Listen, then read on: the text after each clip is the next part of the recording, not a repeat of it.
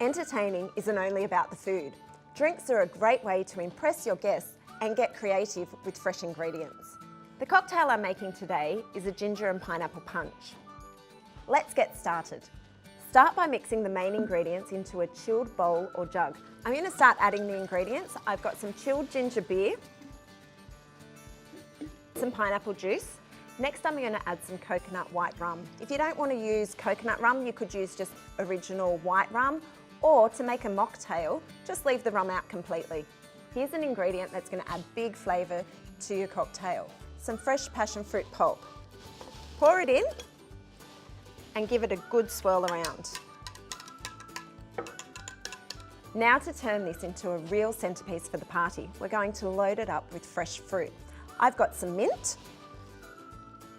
some strawberries, and some pineapple.